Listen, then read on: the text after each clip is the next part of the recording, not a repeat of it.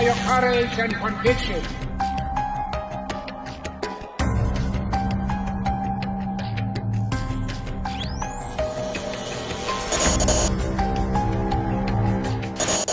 Bonsoir et bienvenue dans Décryptage. Un an après la signature des accords de normalisation entre le Maroc et l'entité sioniste, le temps est désormais à la militarisation de l'entente entre les deux pays. Une provocation à l'égard du peuple marocain qui rejette cette normalisation. Ce serait aussi une menace pour toute la région, en particulier l'Algérie, à cause de son opposition à l'intrusion de l'entité sioniste sur le continent africain. Alors, qu'en est-il de la cause palestinienne dans cette conjoncture et à qui profite l'accord? Tout de suite, décryptage.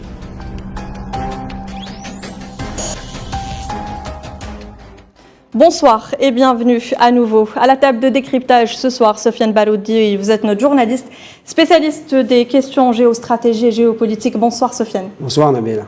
Nous avons avec nous en direct de Paris, via Skype, Jacob Cohen, écrivain intellectuel et militant antisioniste. Bonsoir. Bonsoir. Également avec nous en direct de Gaza, Ziad Meddour, vous êtes professeur et chercheur, journaliste palestinien. Bonsoir.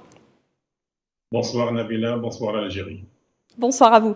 Et en direct par téléphone, donc Abdelhak Mekki, vous êtes politologue. Bonsoir et merci de nous rejoindre. Bonsoir. Et on commence avec vous, Monsieur Mekki. Donc, on va parler de ces relations entre le Makhzen et l'entité sioniste qui remontent à la création de ces États. Monsieur Mekki, elles étaient officieuses. On atteste les bureaux de liaison entre Rabat et Tel Aviv. Oui, effectivement, bon, les relations existent. Elles existent d'abord par le nombre, en tous les cas, de Juifs qui ont émigré vers Israël et que c'est des relations qui existaient depuis bien longtemps. La question, c'est aujourd'hui, ça prend le côté étatique, c'est-à-dire que c'est une relation à la fois diplomatique, mais aussi une relation internationale avec ses diverses implications sur le plan de la politique internationale, y compris sur le plan sécuritaire. Et donc, elle pose un problème à la fois à la région, mais en même temps, elle pose une difficulté supplémentaire, c'est-à-dire sur son caractère moral. Je tiens à dire, bon, parce que la kalimat tatabbu en arabe est une façon de dire, une façon d'accepter l'autre, c'est vrai, donc de s'adapter à l'autre. Mais du point de vue de mon point de vue personnel, c'est-à-dire qu'il dit tatabwa, il y a un puissant et un faible, celui qui s'adapte et celui le plus faible, d'accord? Et le puissant dans ce cas-là est Israël. Et que de ce point de vue-là, à mon avis, le terme de tatabwa est un terme impropre puisqu'il s'agit tout simplement d'une trahison, d'une khiyana, comme on dit en arabe, d'une véritable trahison. Et je partage tout à fait la définition donnée par le président tunisien à ce propos. Il s'agit d'une trahison, pas simplement de la cause arabe, mais une trahison morale de toute la culture arabe et sur le plan religieux. Oui. Monsieur Cohen, si vous êtes avec nous, donc vous êtes marocain d'origine, vous êtes né, vous le dites vous-même, dans un ghetto juif. Et on va parler donc de l'affaire Ben Barka qui fait partie de ces secrets d'État que le Makhzen se donne beaucoup de mal à cacher. Monsieur Cohen, pourquoi ce jeune nationaliste marocain devient vite l'ennemi numéro 1 de Hassan II? En fait, d'abord, il fait partie de cette gauche marocaine que le palais veut contraindre, veut soumettre, et parce que le roi Hassan II et la monarchie marocaine, dès l'indépendance, s'est tournée vers l'Occident, vers la France, vers l'Espagne, pour écraser les militants marocains qui voulaient une monarchie constitutionnelle et un tournant à gauche. Donc déjà, le torchon brûlait dès les années 58-59.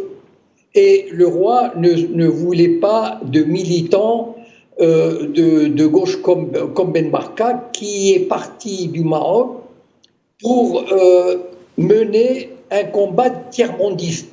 Oui. Et donc, il devenait une espèce d'adversaires à l'étranger qui menaçaient, qui concentraient en lui toutes les critiques qu'on pouvait faire à la politique marocaine, au souverain Hassan II. Et donc, il devenait dans ces cas-là un danger potentiel. On lui a prêté, le roi lui a prêté, comme il a fait énormément de faux complots, et donc le roi a voulu s'en débarrasser et il a obtenu pour cela le soutien du Mossad qui... Justement, on parle de l'implication, M. Cohen, des services français et du Mossad. Du Mossad, oui, c'est ce que je viens de dire, oui, tout à fait. Des services français également. Le Mossad était bien présent au Maroc de manière non officielle, officieuse avant 61, clandestine si on veut, mais à partir de 61, il a été adopté par Hassan II qui a permis le départ massif des Juifs du Maroc à partir de 61.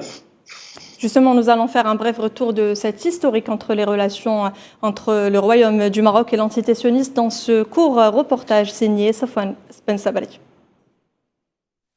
Un sommet de la Ligue arabe suivi d'une débâcle militaire, un zaïm arabe qui démissionne, une remise en question du panarabisme et par conséquent l'éclosion d'un autre courant, l'intégrisme. Tous ces événements sont en réalité liés par un seul et même fait majeur à la croisée des chemins, la guerre des 6 jours. 6 jours qui ont duré une éternité pour certains et dont l'écho résonne encore plus d'un demi-siècle plus tard dans l'inconscient collectif. L'histoire aurait-elle pu s'écrire avec une encre différente, celle de la victoire ?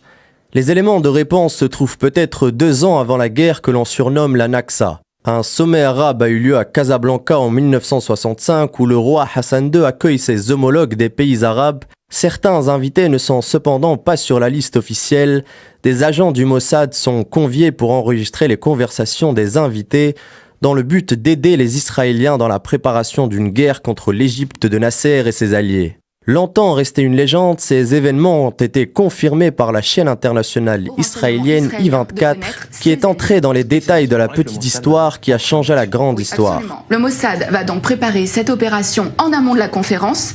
Plusieurs jours avant, une équipe du Shin Bet et du Mossad, il s'appelle à Tsiporim, donc les oiseaux, vont occuper le dernier étage du très luxueux hôtel à Casablanca où sont attendus les dirigeants arabes et où va aussi avoir lieu la conférence. Mais la veille de ce sommet, Hassan II est pris de panique et il somme les agents israéliens de quitter l'hôtel. Mais au terme de cette conférence, il va livrer aux agents israéliens l'enregistrement complet de cette conférence. Hassan II a tout enregistré en secret. Il n'a pas confiance dans les invités de la Ligue arabe. Un service en appel à nôtre, le roi a demandé au service secret israélien d'éliminer son opposant le plus coriace, en l'occurrence Mehdi Ben Barka, qui est mort dans des circonstances pour le moins suspectes. La collaboration entre le Maroc et Israël ne date donc pas d'aujourd'hui. Karl Marx disait que l'histoire se répète au moins 2 fois. La première fois comme une tragédie, la seconde fois comme une farce. Des propos qui sont aujourd'hui plus que jamais d'actualité.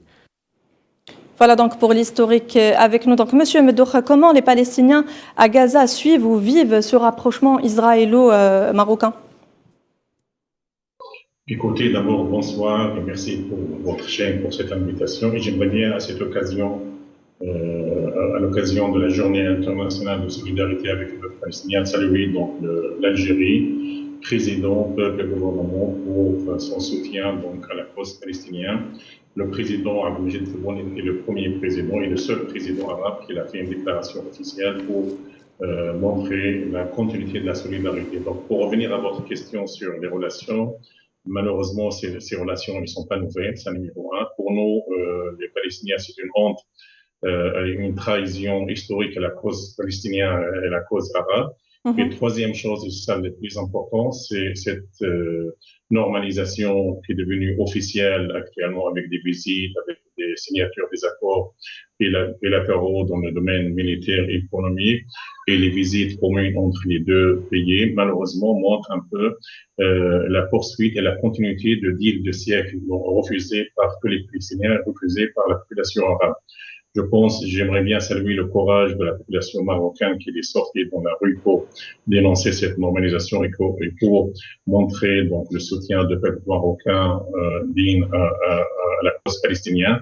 Mais pour nous, n'importe quelle décision, n'importe quelle visite, n'importe quel accord de coopération et de normalisation avec l'entité sioniste, une trahison, pas seulement pour les Palestiniens, mais pour les Arabes et pour les musulmans et pour l'humanité, parce que la cause palestinienne, c'est une cause humanitaire et le régime sioniste, c'est un régime d'apartheid. Et on doit tous combattre ce régime d'apartheid, pas s'approcher de ce régime, pas normaliser et pas donner une autorité officielle, et surtout une reconnaissance officielle. C'est-à-dire, qu'est-ce qui se passe actuellement? C'est une reconnaissance actuelle des crimes israéliens. Imaginez-vous le ministre de la Défense israélien qui n'ose pas aller dans les pays européens de crainte d'être arrêté par les tribunaux donc, européens. Il ose aller dans un pays arabe pour signer des accords. Donc, Bid Gantz, le ministre des Défense israélien, c'est lui le responsable des massacres des enfants et des femmes et des personnes âgées pendant l'offensive militaire israélienne contre la bande de Gaza en mai dernier, qui a fait plus de 295 Palestiniens civils, en particulier en majorité, et surtout des femmes et des enfants. Donc, malheureusement, c'est une trahison historique aux Palestiniens. Tout à fait. Et justement, l'Algérie, M. Mekki a rappelé hier, lors de la journée internationale en solidarité avec le peuple palestinien, sa position et son soutien indéfectible à la question palestinienne par la voix de ses dirigeants et de son peuple. D'ailleurs, à ce propos, le ministre des Affaires étrangères algérien a rappelé lors d'un entretien accordé au quotidien arabe El-Quds Al-Arabi, je cite, que cette position ne fait pas partie d'une politique rationnelle de l'Algérie, mais d'un engagement profond et de ses fondements constants, M. Mekki. Bien entendu, c'est-à-dire que nous avons déjà une histoire, un passé douloureux par le fait que d'abord notre colonisation en tant que peuple et surtout notre combat contre la colonisation et contre l'injustice. Et en fait, c'était aussi une forme d'apartheid que nous subissions dans notre propre pays. Donc il est bien évident que l'Algérie ne pourrait pas se départir justement de tous ces principes et ces valeurs qu'elle a acquises dans son long combat, c'est-à-dire depuis 1830 jusqu'à 1962. Et que forcément, nous sommes toujours pour la cause juste, qu'elle soit arabe ou à Tuvalu ou autre île du Pacifique ou du Timor, que finalement nous ne pouvons pas ignorer les causes des peuples et la justesse de leurs revendications. C'est plus qu'un engagement simplement politique qui peut changer justement en fonction des situations et des circonstances. Non, c'est une valeur morale indispensable dans la vie des peuples et des hommes. Et donc, nous le savons, il y a des hommes justes dans le monde qui se sont révoltés contre leur propre pays pour avoir fait du mal et d'avoir utilisé l'apartheid ou toutes sortes de discriminations. Mais là, en plus, nous sommes touchés doublement. C'est-à-dire non seulement par toutes ces valeurs-là, mais nous sommes touchés aussi parce qu'il y a une affaire religieuse derrière et qui est tellement puissante. Je dois juste rappeler que, par exemple, Sidi Boumediene, le valeureux cheikh de Tlemcen, en passant à côté de l'Quds lors d'un pèlerinage, a entendu que Salah ad-Din avait engagé une lutte contre les croisés. Il a interrompu son pèlerinage et il a été porté main forte au point de s'oublier complètement et d'avoir été un héros de la guerre contre les croisades et qu'il a été récompensé par ce fait par Salah ad-Din Ayyoubi. Donc il est clair que surtout le fait que nous sommes un pays un peu loin des lieux saints, et donc nous avons une admiration grand et petit, vieux et jeunes, femmes et hommes. Nous avons une relation plus qu'affective avec ces lieux saints, c'est-à-dire des relations qui confirment à chaque jour notre existence en tant que peuple différent, avec une civilisation différente et des valeurs différentes de l'homme et de la paix, quoi. L'islam est une considération, même si aujourd'hui on considère certains mouvements de terroristes, est une considération Monsieur qui Mki, permet oui. la paix et la sérénité entre les hommes. Monsieur Mki, il y a un dernier point que j'aimerais soulever avec vous. Donc, le président algérien Abdelmadjid Tebboune l'a dit hier. Donc, il a dit qu'il s'agit de menacer un pays arabe depuis un autre pays arabe. Est-ce qu'on peut considérer qu'après la visite donc de Yaïr Lapid, qui est le ministre des Affaires étrangères sioniste, et le général Benny Gantz, qui est le ministre donc de la Défense entre parenthèses sioniste, est-ce que l'Algérie est plus que jamais menacée sur son flanc ouest, Monsieur Mki? Écoutez, ce que je sais personnellement, de la question, puisque j'ai vécu longtemps à l'étranger, notamment à Genève, donc ce que je sais qu'effectivement, la nation la plus crainte par les Israéliens, c'est l'Algérie. Parce qu'en fait, ils ont montré en 1973, lors de la guerre de Kippour,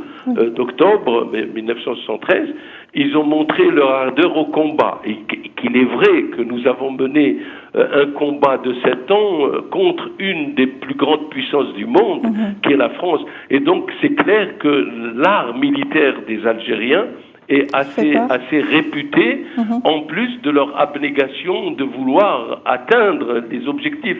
N'oubliez pas que notre peuple a espéré pendant plus d'un siècle, c'est-à-dire pendant 130 ans, a espéré d'être musulman et arabe. Et qu'en fait, il ne peut pas se départir de cela parce qu'il a toujours, disons, fait sa patte dans ce pétrin arabo-musulman qui fait que, effectivement, nous lâchons pas plus facilement les causes importantes de notre point de vue, de par notre combat, les causes importantes qui ont fait que nous existons aujourd'hui. Même la France, peu importe ce que dit M. Macron, mais même la France aujourd'hui a du respect pour l'Algérien et pour l'Algérie et le monde entier a du respect pour son combat, comme nous avons, nous, un grand respect pour les Vietnamiens parce qu'ils ont su mener le même combat que nous. Voilà. Donc, merci. Ça, c'est la crainte qu'a Israël, il est clair. Et puis en plus, permettez-moi juste d'ajouter ça, il est clair que dès 62, dès la proposition de créer l'OLP, l'Algérie a été parmi les pays, avec le président Ben Bella à l'époque, parmi les pays qui ont soutenu et même encouragé vivement la création de l'OLP et de donner forme à une meilleure organisation de la résistance palestinienne. Voilà. Merci beaucoup, Monsieur Abdelhaq Meki. Je rappelle que vous êtes politologue. Vous étiez avec nous en direct par téléphone. Merci pour tous ces éclaircissements. Monsieur Cohen, est-ce que cela confirme ce dont on vient de parler? Est-ce que cela confirme les intentions belliqueuses et un réel projet de déstabilisation de la région par le pacte colonial contre les peuples du Sahara occidental et de la Palestine, naturellement contre le défenseur historique des causes justes, à savoir l'Algérie? C'est-à-dire que je dirais, j'ai donné quelques interviews à des médias algériens où j'ai expliqué à peu près mon point de vue, et j'ajouterais ceci, c'est que le monde arabe est entré, il a oublié tout ce qu'a été cette illusion d'un monde arabe unifié pour la Palestine, contre l'impérialisme, etc. En fait, c'était une union illusoire, mais qu'on maintenait parce qu'on n'arrivait pas à dire les choses clairement et à se comporter comme dans les relations internationales, uniquement dans l'intérêt. Et je crois que la situation a changé dans la mesure où le Maroc ne se considère plus comme arabe pour la Palestine, et donc il y a cette solidarité automatique. On est entré dans l'ère des relations internationales où seul l'intérêt du pays compte. Et le Maroc, son intérêt aujourd'hui, en tout cas, c'est ce qu'il veut défendre dorénavant, c'est-à-dire au diable la solidarité, c'est des faux prétextes, mais on rentre l'intérêt du Maroc. Quand je dis mon intérêt, ça veut dire que le roi et le régime marocain se dit mon intérêt, c'est de récupérer la souveraineté totale, ou la vraie souveraineté sur le Sahara occidental, éliminer le Polisario, et prendre un avantage sur un voisin qui est l'Algérie et qui me nuit et qui me met des bâtons dans les roues. Et si je peux lui donner une leçon, eh ben je lui donnerai. Et je m'allie à ce qui a été considéré comme le pire ennemi du monde arabe, et il le fait officiellement. Et je crois que le Maroc s'est lancé dans cette politique réaliste, de la réelle politique, où il fait fi de toutes les considérations de solidarité, de religion islamique, de la Palestine, etc., même si en parole, il ne peut pas les soutenir, et donc il se met avec l'ennemi irréductible, c'est-à-dire le régime sioniste irréductible du monde arabe, pour prendre un avantage manifeste qu'il croit pouvoir faire sur le terrain d'Afrique du Nord, dans le Sahel, etc. Alors on va en parler, Sofiane Baloudi. Est-ce que vous pensez qu'il y aurait un projet sioniste d'hégémonie sur le bassin méditerranéen des côtes levantines à Gibraltar, en alliance avec d'autres pôles qui se concrétiseraient par une nucléarisation de la zone, Sofiane? Justement, Nabila, l'alliance entre l'entité sioniste et le régime monarchique marocain ne se borne pas à une normalisation classique. Elle a clairement les aspects d'une alliance belliqueuse, et cette alliance belliqueuse qui se concrétise actuellement directement, on peut le voir notamment par l'installation de bases militaires sur le territoire marocain, ce qui n'est pas un secret, ce qui est affiché. D'ailleurs, les bases militaires en question sont des bases opérationnelles. On a vu dernièrement l'assassinat par des frappes de drones de 3 civils algériens qui étaient en train d'acheminer des marchandises. Donc, c'est des chauffeurs routiers qui étaient en partance en Mauritanie, qui ont été assassinés par des armes de guerre sophistiquées qui ont été fournies par les alliés, notamment du régime marocain, pour aider, si vous voulez, à l'accomplissement du fait accompli colonial sur le territoire du Sahara occidental et menacer directement, notamment l'Algérie, qui est connue comme étant un soutien des mouvements de libération à l'international, menacer l'Algérie de déstabilisation. Mais j'aimerais revenir un peu au passé parce que ce projet n'est pas nouveau. C'est-à-dire qu'il y a une alliance en Méditerranée notamment, on peut appeler ça une alliance triangulaire qui dure depuis au moins une quinzaine d'années, même si c'est une alliance vieille, qui regroupe l'entité sioniste, la France et le régime du Makhzen marocain. Ça s'est concrétisé par exemple dès 2008 par le projet de l'Union pour la Méditerranée de Sarkozy et ensuite par la déstabilisation à travers l'agression de la Libye voisine qui a été menée par la France mais en partenariat aussi avec le Maroc, l'entité sioniste et d'autres partenaires. Et cette déstabilisation de la Libye justement rentre dans un plan plus global qui est celui du contrôle de l'Afrique du Nord mais aussi du contrôle du bassin méditerranéen. On peut par exemple attirer l'attention sur les tensions en Méditerranée orientale où il y a une implication directe, notamment à Chypre, des parties que je viens de citer. Donc on peut étayer franchement l'alliance belliqueuse, notamment contre l'Algérie, contre le pôle qu'elle défend, c'est-à-dire un monde multipolaire plus juste. On peut l'étayer facilement par des données qui sont des données. On va en parler un petit peu plus tard, un petit peu plus en détail avec nous. Donc nous avons en direct de France Selman El Harfi, vous êtes ex-ambassadeur de la Palestine en France. Bonsoir. Bonsoir.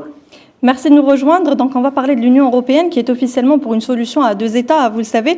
Sauf que sur le terrain, Monsieur Selman, l'entité sioniste continue sur une dérive de négation des droits du peuple palestinien, l'édification d'un État palestinien selon les frontières de 67, telles que reconnues par la communauté internationale et l'Union européenne.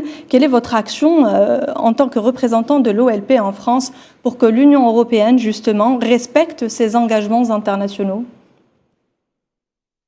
Vous savez que l'accord d'Oslo, c'était un fruit des négociations longues et depuis plus d'une vingtaine d'années avant ça. Et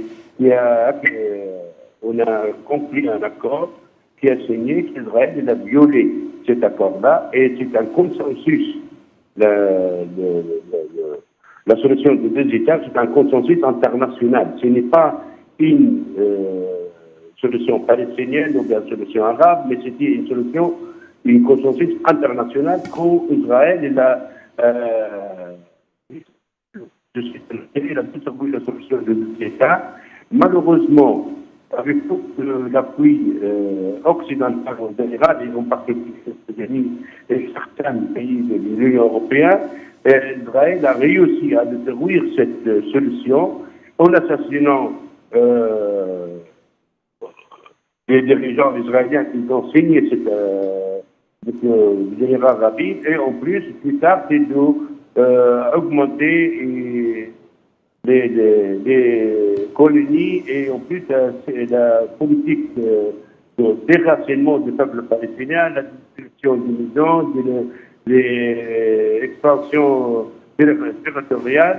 Et ça, c'est ce que nous demandons aux Européens, de ne pas faire deux poids, deux mesures pour appliquer les résolutions du Conseil de sécurité et surtout le 23-34 et en particulier aussi les résolutions concernant Jérusalem qu'Israël a violé, qu'on annexant totalement avec l'appui des États-Unis cette capitale de l'État de Palestine et multiplier les appuis pour l'occupation dans toutes les mesures, dans toutes les directions. C'est à cause de ça que le peuple palestinien a fait appel au Conseil de sécurité, à l'Assemblée générale, d'intervenir et de mettre fin à l'occupation israélienne à plusieurs reprises et à plusieurs instances.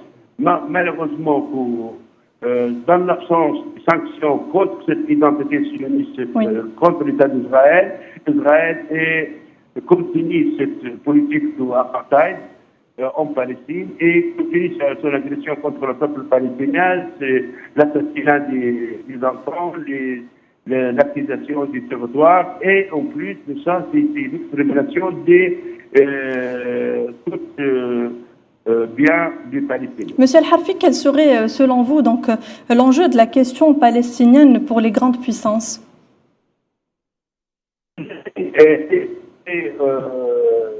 Lié complètement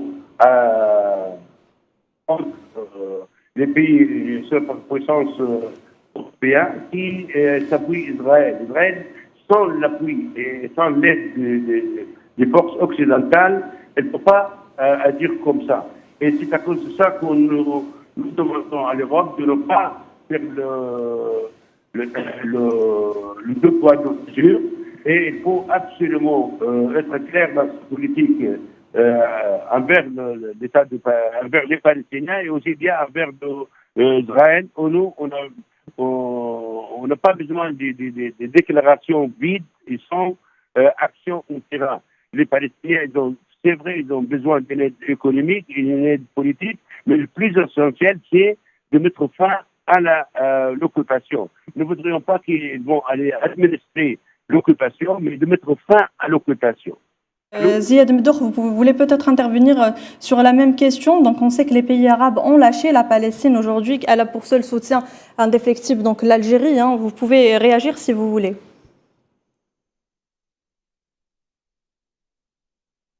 L'Algérie, la position est claire et nette.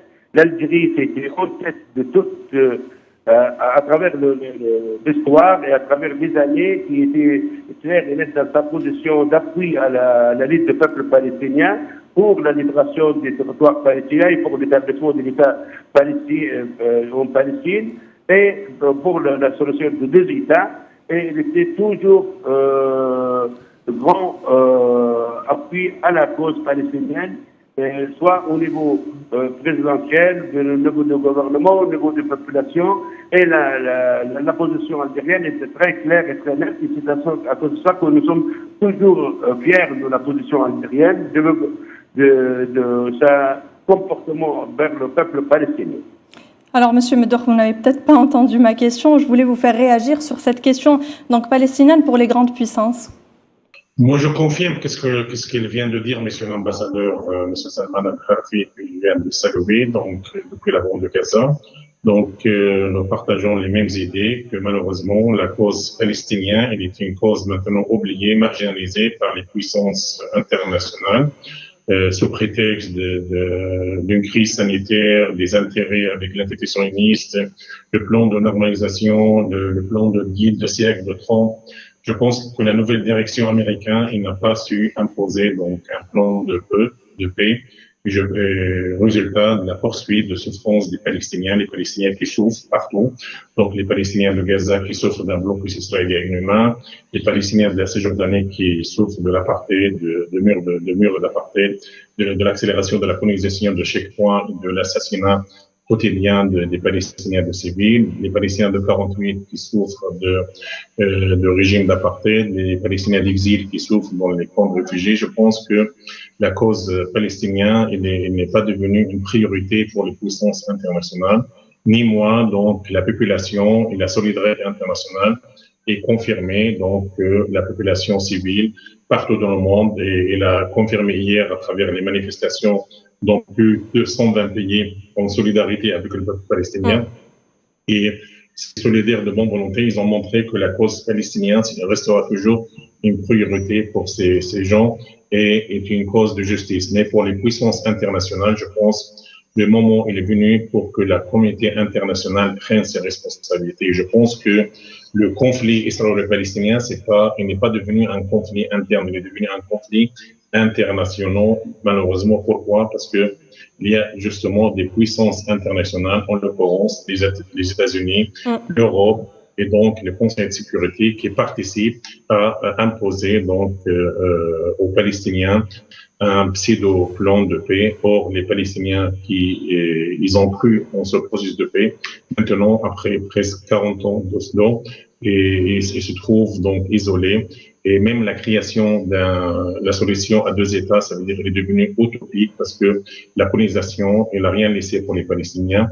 Actuellement, si les Palestiniens veulent créer un État palestinien libre et indépendant, ils ne contrôlent même pas 17% de leurs ressources en eau et de leur territoire. Donc, ça montre un peu que la colonisation est avalée tout. Et tout cela sous le silence d'une communauté internationale. Quel avenir pour les questions palestiniennes dans le cadre d'un monde multipolaire? Oui, je sais, mais le problème il faut pas oublier qu'il y a un contexte et une conjoncture un peu difficile en Palestine. Les Palestiniens, malheureusement, ils sont divisés. Deuxième chose, ils n'arrivent pas à choisir une forme adéquate pour une résistance contre l'occupation. La diplomatie palestinienne est très active à l'international, mais le monde officiel il est complice. Donc, je pense que il y a le moment est venu pour que le peuple palestinien réagisse d'une façon plus efficace à travers une résistance populaire, une résistance contre l'occupation par la non-violence. Je pense que ça, la diplomatie palestinienne devrait travailler davantage pour convaincre le monde de l'injustice subie par les Palestiniens. Je pense il y a la conjoncture arabe n'est pas en faveur des Palestiniens et on l'a vu avec la normalisation gratuite de presque 6 régimes. Ça, c'est publiquement sans les choses secrètes. Donc, plus de 6 régimes arabes et sont en train de courir derrière l'État sioniste. Il y a une pression américaine pour accélérer la normalisation et augmenter le nombre de pays arabes. Je pense, dans notre monde, je pense que les Palestiniens devraient compter sur eux-mêmes, sur l'unité, doivent de nouveau unifier leurs efforts. Ils doivent surtout mener une diplomatie pour attirer le monde entier et surtout essayer un peu de choisir une forme de résistance et surtout développer les relations avec la société civile partout pour mettre la pression sur la communauté internationale officielle pour avoir en urgence la création d'un État palestinien libre et indépendant avec Jérusalem comme capitale. Merci, Monsieur Meddour. Donc, on va parler avec vous, Sofiane, de la formation d'une alliance militaire arabo-sioniste chapeautée par les Américains, avec Bahreïn notamment, les Émirats et le Maroc. Sofiane. Pour répondre, Nabila, on peut dire que depuis notamment ce qu'on appelle le deal du siècle ou le pacte Abraham, qui a été scellé par l'ex-président américain Donald Trump, le très contesté d'ailleurs, il y a la volonté manifeste de créer une alliance militaire, même offensive, qui regrouperait quelques États arabes, d'ailleurs notamment des régimes monarchiques, et c'est intéressant à mentionner, dont avec pour objectif, si vous voulez, d'en finir complètement déjà avec la cause palestinienne, mais avec surtout ce qu'elle représente comme force de polarisation de toutes les luttes anti-impérialistes internationales. D'ailleurs, l'Algérie représente depuis longtemps, si vous voulez, un pôle historique on va dire même de direction des luttes anti-impérialistes, des luttes progressistes à l'international. Donc cette alliance, elle a pris forme déjà au Moyen-Orient, notamment à travers la terrible guerre contre le Yémen, contre le peuple yéménite, qui est menée par une coalition dite arabe, mais en réalité elle est chapeautée par l'entité sioniste et aussi par les Américains depuis 2015. Et cette volonté a été consacrée notamment par l'installation de bases militaires offensives dans le sud du Yémen et notamment dans l'île de Socotra, mais aussi par l'hyper-militarisation du Golfe arabo-persique. Et là, on est en train de voir le versant de transposition vers l'espace nord-africain, justement, de cette alliance militaire offensive à travers ce qui s'est passé, les dernières évolutions, l'alliance militaire entre l'entité sioniste et Israël, dirigée d'abord, il faut encore le rappeler, contre l'Algérie et pour déstabiliser la région en général et pour liquider complètement la question palestinienne, mais aussi pour liquider toute forme de résistance internationale à une hégémonie d'une vision bien déterminée, une vision néolibérale. Et à ce propos, nous allons nous connecter tout de suite à Beyrouth avec Robert Abdallah. Vous êtes le frère de Georges Ibrahim Abdallah. Vous êtes également militant politique à Beyrouth. Alors, quid de l'alliance coloniale entre les peuples arabes et particulièrement du rôle de la France qui détient dans ses prisons le plus vieux prisonnier politique d'Europe, le Libanais Georges Ibrahim Abdallah, avec nous. Donc, vous êtes en direct. Bonsoir. Salutations à la chaîne d'Algérie internationale pour la diffusion d'activités de solidarité avec le peuple palestinien. Salutations au nom de Georges Ibrahim Abdallah au peuple palestinien et à tous les solidaires avec les militants pour la Palestine. À l'occasion de la Journée internationale de solidarité avec le peuple palestinien, je voudrais transmettre les salutations du militant Georges Ibrahim Abdallah pour les activités de solidarité avec le peuple palestinien. Le peuple que Georges Abdallah a passé sa vie dans les prisons françaises, résistant contre tous les massacres brutaux israéliens sur les peuples palestiniens et libanais et face à l'agression sioniste contre tous les peuples arabes. Georges Abdallah, le plus ancien prisonnier en Europe, emprisonné en France depuis 37 ans et libérable depuis 20 ans. L'administration française s'abstient d'appliquer les décisions judiciaires de libération car elle n'a pas abandonné sa politique coloniale et son soutien à l'agression israélienne contre nos pays, criminalisant ainsi toutes sortes de caractérisations de l'agression sioniste sous prétexte d'antisémitisme. Le peuple algérien a subi plus que d'autres les effets des politiques coloniales qui ne seront pas effacés par de simples excuses formelles de la part des puissances coloniales, mais plutôt en supprimant tous les effets stratégiques formés par le colonialisme et ses résultats continus d'entrave à la croissance des anciens pays coloniaux. Nos salutations également, merci beaucoup. Je rappelle que vous étiez en direct avec nous de Beyrouth. Monsieur Cohen, on va rester dans la région donc, des pays arabes, donc Alger qui tente de rassembler les pays arabes justement et de réintégrer la Syrie dans le sommet arabe et accorder leur violon pour donc adopter une position commune vis-à-vis de la question palestinienne. Est-ce que cela est toujours possible ? Moi, je ne crois pas que ça soit utile ni opportun. Au contraire, c'est-à-dire faire un sommet où on introduit les loups dans la bergerie, c'est-à-dire on introduit les alliés irréductibles du régime sioniste comme le Maroc, les monarchies du Golfe, etc., ne produira rien du tout en faveur de la Palestine. Au contraire, ça diluera, on se paiera de mots et on fera des résolutions sur la solution à 2 États et patati avec Jérusalem, etc. Non, à mon avis, il faut créer un front du refus, du vrai refus, c'est-à-dire de se dire que le régime sioniste ne pourra jamais faire une vraie paix et ne la fera jamais, sauf la Pax Israelana, c'est-à-dire à ses conditions. Créer un front du refus qui refuse cette solution des 2 États qui est une arnaque et qui mène le peuple palestinien en bateau depuis près de 30 ans et qu'on fait semblant de croire possible et de se payer de mots et de résolutions et qui n'a abouti qu'à, depuis 1993, a multiplié par 5 le nombre des colons en Cisjordanie, a étouffé tout mouvement nationaliste palestinien, à se reposer sur des collaborateurs à Ramallah pour mener la politique sioniste dans ces territoires. Oui. Donc, à mon avis, le monde arabe, il ne peut pas être uni aujourd'hui. C'est une fiction.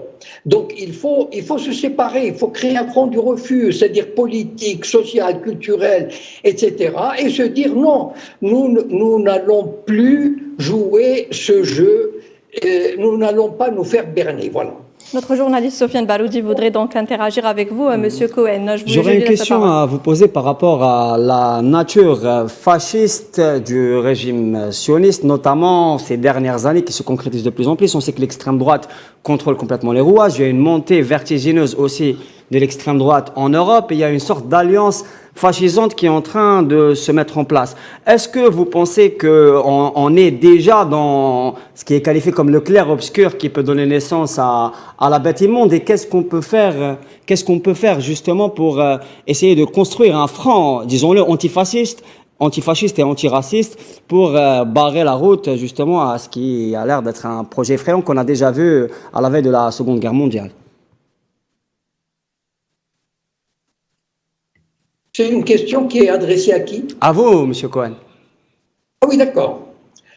Justement, moi, je suis pour un front du refus clair, qui associerait aussi bien les mouvements politiques, culturels, etc., en Europe et en Occident, à ceux des pays arabes. Mais sur des bases claires, c'est-à-dire qu'une paix avec le sionisme est impossible. On l'a démontré. Si le sionisme voulait une vraie paix, il accepterait une conférence internationale avec tous les pays qui le soutiennent, et Dieu sait si la communauté internationale soutient Israël.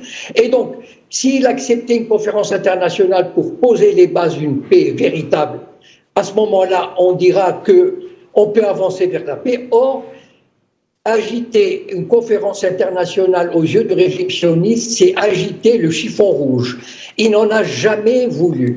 Le régime sioniste ne veut qu'une paix à ses conditions. Et il l'a d'ailleurs obtenu. Donc, il faut créer ce front du refus anti-impérialiste contre tout ce qui, justement, ce courant qui se développe en Europe, anti-islam, anti-Palestine, contre les mouvements révolutionnaires. C'est ce mouvement qu'il faudrait amalgamer, réunir sur des bases, sur des luttes communes, en Palestine, dans les pays arabes contre les dictatures et en Europe contre les régimes fascistes. Et ça, je pense que ça devrait être le prochain combat à mener. Disons, c'est un front antifasciste au sens large qui inclurait évidemment le mouvement palestinien pour le sortir d'une espèce un jeu à deux dans lequel les Palestiniens sont perdants. Monsieur Cohen, voilà. J'aurais une dernière question pour vous, s'il vous plaît. On en arrive presque à la fin de cette émission. Donc, les Marocains sont profondément anti-sionistes. Vous le savez, ils se sentent trahis par leur roi. En quelque sorte, pouvons-nous envisager une révolution populaire qui conduirait à une réforme interne du Makhzen et du pouvoir marocain, Monsieur Cohen? Je ne le crois pas. D'abord parce que le peuple marocain traverse des périodes difficiles, oui. L'économie, le Covid, etc. Deuxièmement, le pays est très bien tenu. Le roi est très bien entouré, il a des forces de sécurité, il a l'armée, il a des services de renseignement. Aujourd'hui, il a l'appui des services de renseignement occidentaux, sionistes, français, etc. Et donc, je ne crois pas, connaissant quand même le Maroc, je vois mal un soulèvement, disons, suffisant pour renverser, changer de régime ou changer de politique. Et je pense que le Maroc est alléché, la société marocaine est alléchée par ces perspectives, soit économiques qui vont enrichir le Maroc, le tourisme, les affaires et la possibilité de récupérer le Sahara et de devenir un pays puissant. Et donc, à mon avis, il ne faut pas se leurrer et croire qu'il peut y avoir un changement interne du Maroc pour renverser la situation. Merci beaucoup, Monsieur Cohen. Je rappelle que vous êtes donc écrivain, intellectuel et militant antisioniste. Merci d'avoir été en direct avec nous pour Décryptage. J'en reviens à vous, donc, Monsieur Ziad Meddour. Vous êtes professeur d'université à Gaza, journaliste palestinien. Je vous laisse le mot de la fin très rapidement, s'il vous plaît. On en arrive à la fin de notre émission. Écoutez, le mot de fin, je termine par 3 mots. Donc, la résistance va poursuivre. La solidarité internationale est un élément très important. Et comme il a dit M. Cohen, donc, moi, je l'appelle pas, c'est pas un acte de refus, mais un acte de résistance. Et je pense que l'Algérie, c'est un pays depuis longtemps. Il était donc chargé de cet axe de résistance avec la Libye, avec l'Irak, la Syrie, le Yémen. Malheureusement, ces pays, maintenant, ils sont en situation chaotique avec la guerre, avec les événements, mais je pense l'Algérie, et hier d'ailleurs Abdelmajid Tebboune, le président algérien, a salué donc la résistance du peuple palestinien, était le premier et le seul président arabe qui a fait une déclaration officielle pour saluer le courage des Palestiniens. Donc merci beaucoup l'Algérie, merci beaucoup donc les Algériens. Merci à vous, Ziad Meddour. Je rappelle encore une fois que vous êtes professeur d'université à Gaza. Merci d'avoir été avec nous en direct de Palestine. Merci Sofiane Baloudi de m'avoir accompagné pour cette émission. Merci à vous de nous avoir suivis. À très bientôt pour un nouveau décryptage la semaine prochaine, mardi même heure.